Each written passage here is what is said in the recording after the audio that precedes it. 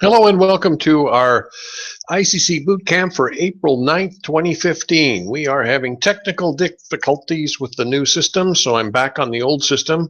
My sincere apologies for those of you that actually took the time to be here live and you can't be on this because you didn't get the invitation.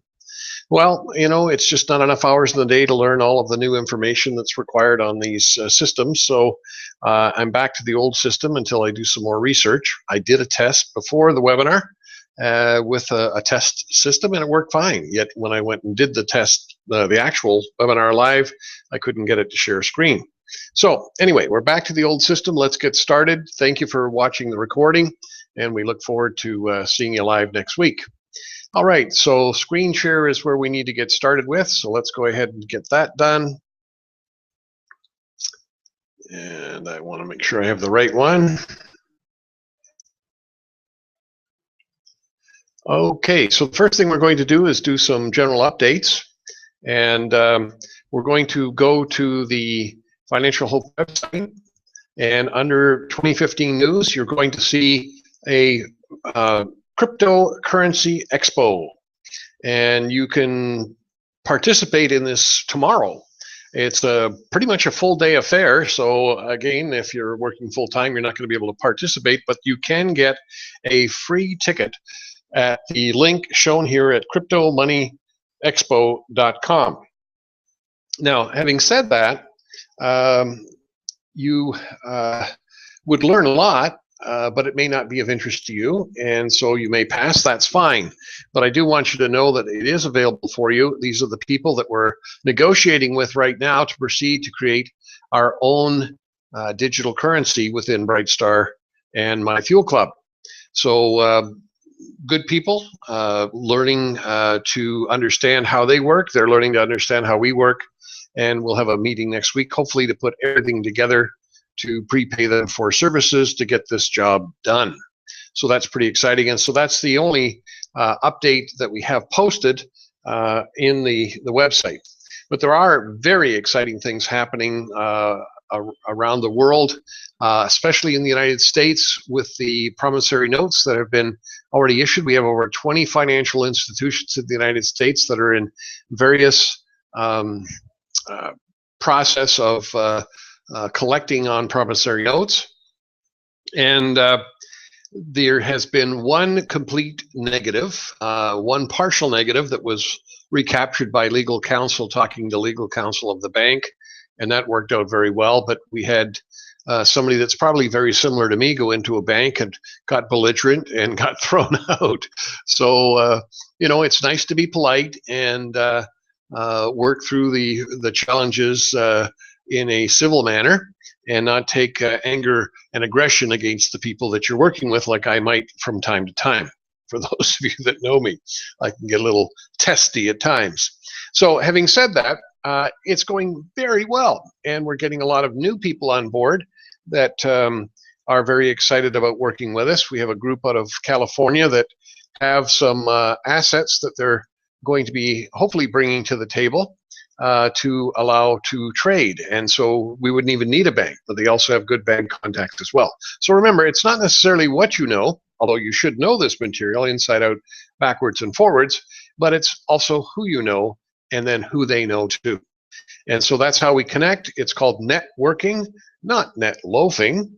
And for those of you that are networking, I congratulate you, because it's definitely showing in your favor for those of you that have participated in the protocol LHP retail with your $5,175 for your employee gold admin fee to get your application submitted along with your LHP for your promissory notes.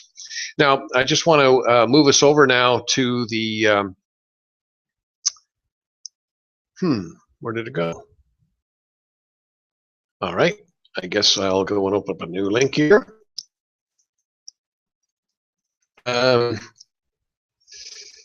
Okay, we're going to go down to promissory notes, and we're going to look at Lastrada. Now, Lastrada has just been operational for a very short period of time, but just to show you how to use the website, you can see that we have the draft Lastrada promissory note, which takes you back to the Regino site, and the notes are virtually the same. Then we see who has had notes issued to them.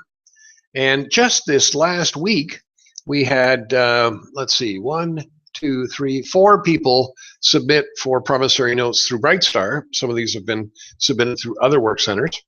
And those 4 total up $101 million and a total of 63 notes. Now, I tell you this not to brag or not to boast, but to let you know that people are seeing the vision and the value. Now, Kenny has done an awesome job, and he has actually brought an attorney to us, but we produced his first promissory notes through Lastrada.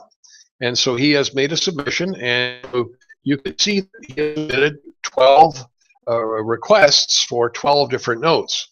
Now, when you click on one of these links, it'll bring up a password protected box, so you can't see what he's requested. But the fact is that he's requested 12, and then Nestle has requested, I think, 13 or 14. Let's see, it's kind of slow. There we go. All right, 13. And Dave has, I think, submitted for 18, 4 here. Those 4 people have submitted to the tune of $101 million. All right, now then you add in all these others that are here, and it brings us up to a whopping $455 million. And now it hasn't even been operational a month. And if in just 1 month, 455 million promissory notes have been requested, that's huge, folks. Now, why do I point this out to you? Well, there is a very short window of opportunity to still bring an attorney to the table for partnership with House Services. Now, Peter Correa, he brought Lastrada to the table, and he is a partner with Brightstar, and he receives 1/3 of 20%. And Kenny brought Bow Ideals to the table, and he receives whatever amounts of promissory notes that they're going to produce as well. So out of the 455 million, that represents at basically 666%, 30,303,000 as a percentage of benefit, and it's not received immediately. It's received at the close of business year end, but basically 1 week, $303 million.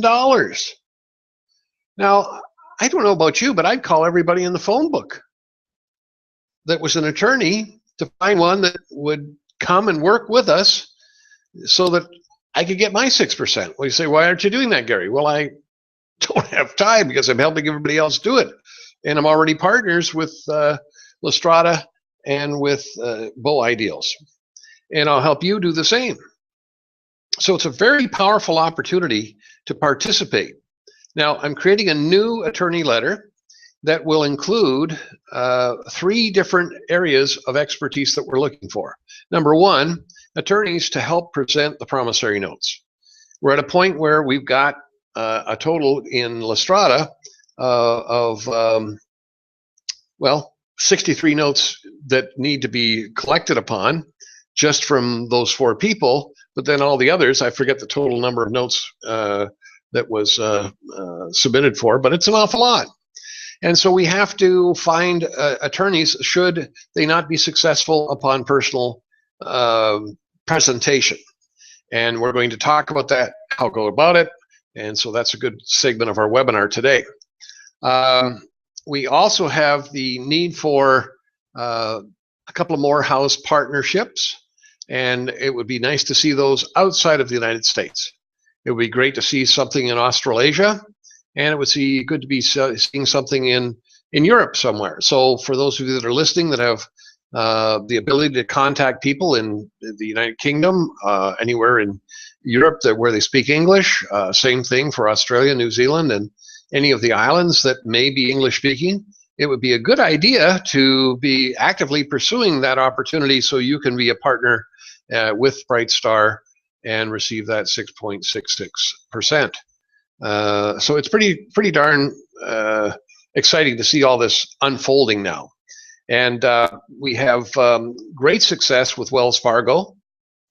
And the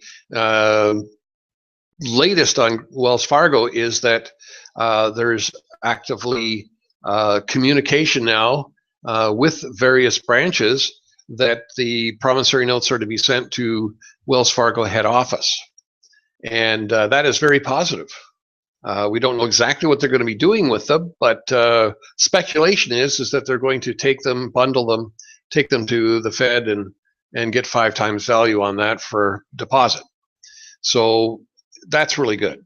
And we have other smaller institutions that are in process of collection, and we have some new institutions that we'll be talking to over the next couple of weeks in the United States and in Mexico and in Europe. So come join us, come learn with us, and get out there and make your mark, and find yourself an attorney, find yourself a financial institution that will work with us.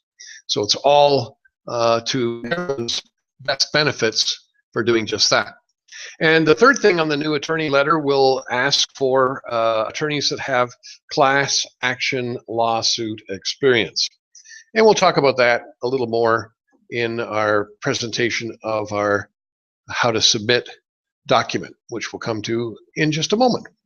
So there's where you find the various notes. And again, if we go ahead and look at Bow Ideals, it's not there yet, but it will be soon. We're just waiting to get the corporate seal created, and then we can start creating Bow Ideals promissory notes, and that should happen first of next week. We are well on the way to making that occur, and there'll be lots of promissory notes that are going to participate through basically, I personally, the direction that I'm taking is dividing the country in half, that anybody that's on the left half of the United States and Canada will be getting Bow Ideals, and anybody that's on the right half will be getting Lastrada, because obviously those two LLCs are very near and dear to Brightstar Work Center and the members that are participatory in those LLCs. So if we look at the Rhino and we go to the repository, I have no way of accessing, but I do know this is awfully an awful lot more people that have participated in receipt of. And again, you can click on any one of these. Here's one of our members, Drew, and he had requested 19 promissory notes. There's Pastor Mike Logan. Gregory, he's got just 3 there. Desert Sunrise, Williamson, Thompson, Energy Exchange, Rainy Day, Elijah, ISR, Camacho, Reyna, Harris, Fetus, Pets, Lindquist. Now Robert's one of our members as well. Robert has requested a total of 13 promissory notes. And so you could see that you know, there's quite a few. You could certainly total them all up and get an idea of how many have been created so far. But again, this is just less than 2 months total that all this has happened. So things are moving quite quickly. I urge you to work diligently to get yourself set up with your LHP retail admin fees of 5,000. You can always pool your efforts, get 5 people together. One person has to take charge, of course, and that'll be the first person, because it's the notes are related to your personal company and your personal family. So they would have to wait for additional people to be able to move forward with promissory notes created. They would get their own $5,000 fee from a promissory note created from the first submission, and then you would disperse $5,000 fees to those 4 members that supported you. So somebody's got to pick to be first. So that's how it works. So having said that, let's go ahead now and look at the want to make sure I do this correctly. We'll stop the screen sharing. I'm going to go back to screen sharing, and I'm going to bring up steps to collect. So it's already up there. Now I'm going back to screen share. And full screen one.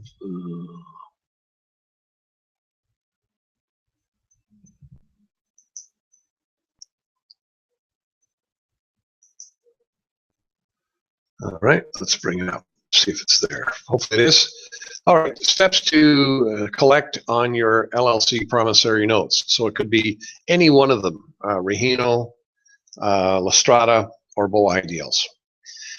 And so once you've received your LLC promissory note, here's what I suggest you do. You don't have to do this, but I mean, I would suggest that you do it. Check each promissory note to make sure there are no errors. And then if they're correct, you can print them off. And you'll want to print them off to be able to submit them hard copy. Obviously, you'll have the links that you can send for email as well. You'll print the IRS advisory notice, and you'll print one for each promissory note that you're submitting to our different beneficiaries. Obviously, in many of the cases, the member that's made the request have had all of the promissory notes made out to them personally. So that's a moot point. You don't need to do that for each and every one of them, but you'll want to do it if you're going to take them to different financial institutions for submission. Then print the payment refused, debt discharge, the UCC overview. Again, one for each promissory note you're submitting to different beneficiaries or to different financial institutions.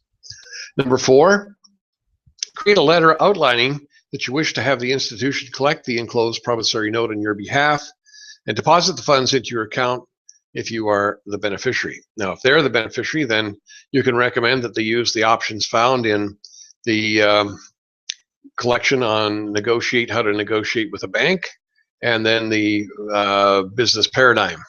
And you'll assist them in getting that done, of course. And certainly I'm here to help as well, have them understand what and how they can do. And so there's several ways that they can collect. First of all, they would be able to take your promissory note. You can request a loan against the promissory note, 80% to value.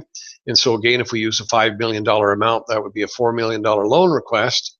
And what we'll do is on your behalf, if they say, yes, we would do that, what kind of collateral can you offer?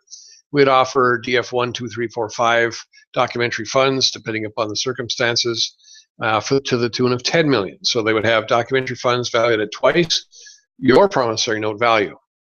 And they would be a party to creating a CD. The CD would be based on the documentary funds submitted for $10 million. That CD would then go into trade of senior financial instruments, and the profits would then provide the payments for your promissory note loan of $4 million. Now, that's one way. The second way is to make them a bigger offer of $250 million in documentary funds and take that to the wealth management group. The 250 would be purchasing a CD. The CD would be securitized with a CUSIP and ISIN number, and then it would be taken to the folks for trade. And the third option would be for them to take on a wealth management group, and we would prepay them for the services to the tune of $1 billion. And that would be a 10-year contract, and they would be prepaid for a tune of $1 billion, and that would be pure profit to the bank. And they would set up the ability to start trading using their documentary funds. And again, that whatever they choose would be securitized. So there's those three options. Now, the fourth option is what Wells Fargo is, we're speculating that they're going to do, is to take the promissory notes, bundle them, take them to the Fed, and get 5 times value as an asset to Wells Fargo. We don't know that for a fact, but that's what we're thinking they're about to do. So there are those options for the bank to collect, and in all cases, it's very, very profitable for them to do just that. Now, how to put your little package together, you need to find out from the Postal Service what form of mail provides a signature from the actual recipient. So you know it got to the person in the collections department that it's addressed to. All right, so I don't know if that's registered mail. It depends on your country. So contact the postal department. I guess the other thing you could do is looking at UPS or FedEx or one of the other carriers that do get signatures. But I think that would just be more from a front desk rather than from the actual person it's addressed to. And you really want it to be sent to the person that it's addressed to. You want to know that they got it, and you don't want just somebody at the front desk signing for it and it gets thrown in a box somewhere and gets lost. All right, and then you need to follow up with a phone call. That's not written in here, but it would be smart to follow up with a phone call once you've got that return receipt request done, and just confirm that they do have it and that it was them that signed. And you should know that because their signature should be on it. But sometimes the secretary would sign for that individual in the collection department. The second thing you want to do is to consider sending the same package to their legal department. And the legal department, obviously, you would find out in the legal department who would be assisting in collections. Now, that's the first six steps are what you're going to need to do to start the collections process. Now, I would suggest, I highly recommend that you do steps 7 through end. The next thing would be to contact the Human Resources Department using the scripts that we have, offer them the rebate, and make sure you get the decision maker's contact info, send them an email, and then speak directly to them where possible. And make notes of the conversation along with the time and date that you made those calls and the results, whether they were positive, whether they were negative. That's all. And it doesn't really matter whether they're positive or whether they're negative. Obviously, it's to everybody's benefit that they are positive, but if they say no, don't be concerned. It's not an issue. All right? So then you'll contact the purchasing department and you'll offer the rebate program. And again, in both cases, that's 100% rebate for all their purchases in the purchasing department and 100% for all the wages, benefits, and taxes paid out for all their employees for the previous 12 months. There is a fee for this. It's $35,000. You get 11 grand. So it's worth picking up the phone and calling Human Resources and calling purchasing. And one of them gets to be the hero. I don't know which one will actually move forward, but usually the people in Human Resources, there's not an awful lot that they can do to make things better for themselves in terms of accolades. So this would be a real feather in their cap if they brought the entire payroll and all the expenses of payroll back to the company. That would make them a hero. Same thing for purchasing. And so those two. Now, should you get no's on both of those, then you contact the chief financial officer and offer them the same thing, rebates for the Human Resources and for the purchasing department 100%. And they may say to you, well, I've already know your program. I've already been approached by my purchasing department, Human Resources, and I've said no.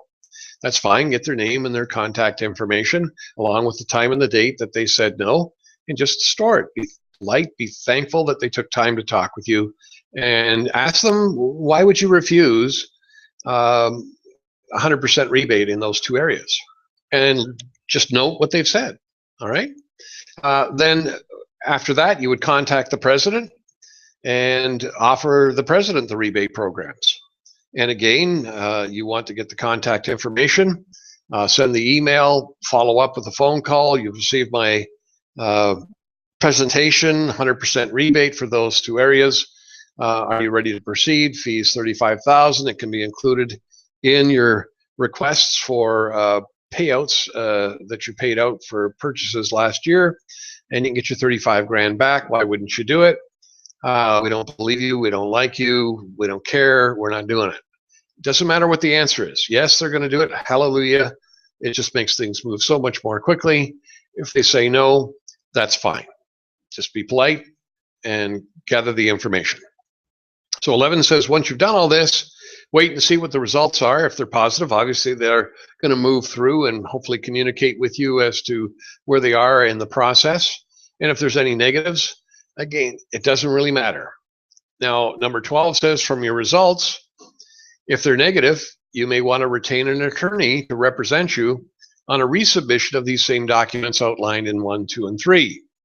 And so the attorney would go back and say, hey, boys and girls, my client, your customer, has requested that you collect for them this promissory note. Now, obviously, if it's made out in terms of the financial institution, they have given you payment in full, and you need to accept this, because if you don't, the UCC says in the United States, the funds were, payment was tendered, and you have to understand that if you don't accept, you get nothing. So they'll just be a little more, I think, aggressive in that respect. They would also have legal department and let that legal department know what and how to do what's been requested. So hopefully the legal department will go back to these various departments within the bank or with the company for that matter, whatever you're talking to them about, and make them aware of the value. So now we've done that twice. And the third time would be, okay, we've had no's, the attorney's had all his no's, then we have all that formulated, we bring it to me, and then I take it to the legal counsel in Texas that's a class action lawsuit attorney, and he reviews the information and he makes an offer they can't refuse. And that's it. That's what you need to be doing. So is it work? Yes, it's work. But if you saw the amount of the promissory notes and the amounts of these promissory notes, it's worth doing the work. It's worth getting out there and getting the information. Positive, negative, it doesn't really matter. What's happened in the last 30 days is absolutely amazing. And so we just know in another 30 days, there'll be more financial institutions that are happy to accept promissory notes. I'll be talking to one of our members this afternoon that she has 2 real estate deals where the attorneys have looked at the real estate deal on behalf of the willing seller, and they've agreed that it's safe and the willing seller should accept it. And so there's things going on that just a week ago we had a real estate transaction that the seller said yes, the attorney said don't do it, we only want USD, and that deal fell through. But just in 1 week, we found a couple of properties. The member has done their work and found a couple of properties where the seller is willing and the attorney is willing on behalf of the seller to assist. And so we're putting those deals together.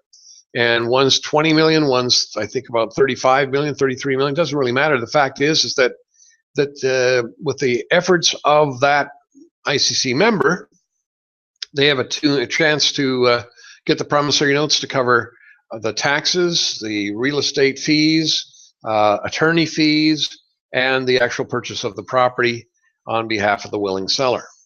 And so it's all about knowing how to negotiate these transactions. And we're learning more, and we'll put together a little worksheet for real estate purchases very similar to this one, and this one will be updated based on the input that I get from you guys. But I just needed the outline, and here's the outline for you to start working with.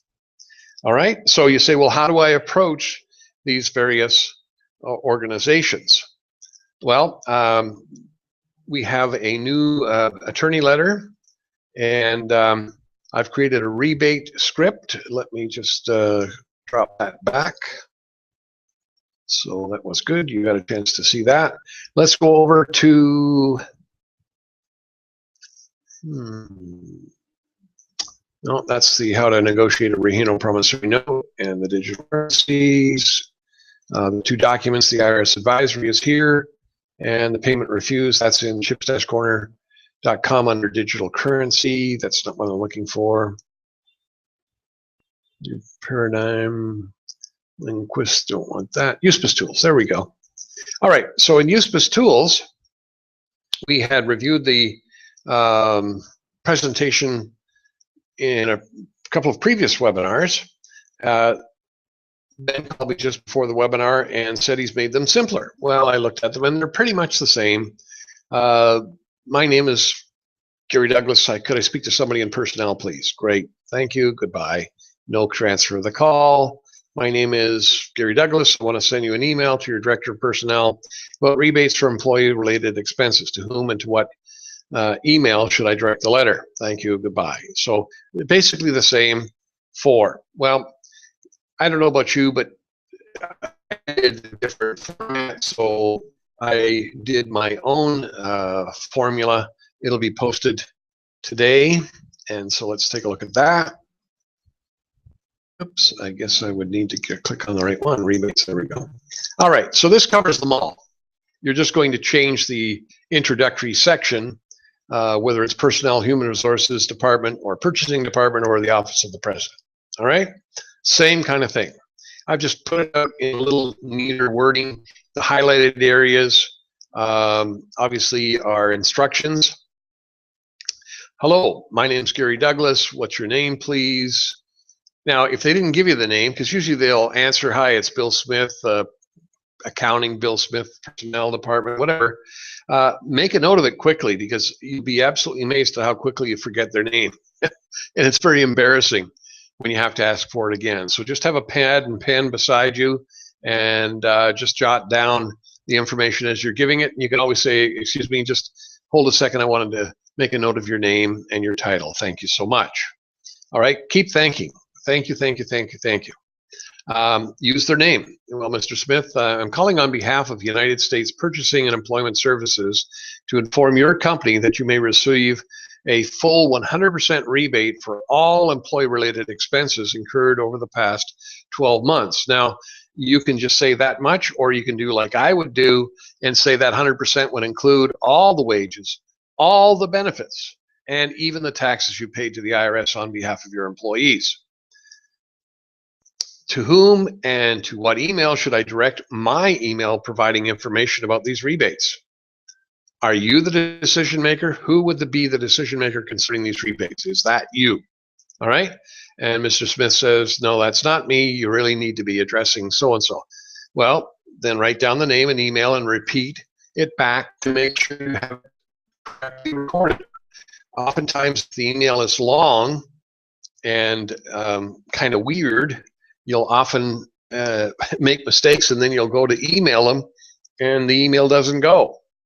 Been there, done that. I'm speaking from experience because I do a lot of this. So what you want to do is repeat back letter by letter the email address to make sure it is correct. Great, Mr. Smith. Thank you for this information. I'll send this rebate information later today or whenever it's possible with important employee rebate information and your name in the subject line. Okay, that way when they get it, they'll know it's regarding the employee rebate program or the purchasing rebate program or the combination of both. You just need to change that for whoever you're sending it to, and then they'll know it's not spam. And it's been a pleasure talking with you, Mr. Smith. Thank you for your time. Make a great day, and goodbye for now. Now, if they want more information before giving the name and the email, okay, what would you like to know? Now, again, if you're a serious student of these protocols, there's a very good chance that you can answer the basic questions, whatever they may be. Now, if there's ever a question that you can't answer, just say, look, I know it's important to you. I'll get that information and get back with you so that we can move forward in getting you the package of information. Fair enough? Great. Then if they ask the question, who is United States Purchasing and Employment Services, then you have the documentation to provide to them. Its official name is USPIS, and it's a sole proprietorship located in Collins County, Texas. USPIS operates through the internet, and USPIS has an exclusive contract through which rebates for purchasing and employment expenses may be requested. USPIS facilitates the administrative process. The rebates are provided by Texas Holdings Inc., a Nevada corporation that operates out of Friendswood, Texas, and the rebates are provided courtesy of the Blue Millennium Foundation. The foundation is registered in Panama and functions through the internet, serving a worldwide business social network of commercial enterprises known as the Internet Catalog Club. Managed by a private bank, Fides Gestion Financiera, out of Monterrey, Mexico. So all this information will be provided in my email to your human resources director, to your purchasing department, to your whatever, to your president, et cetera, et cetera.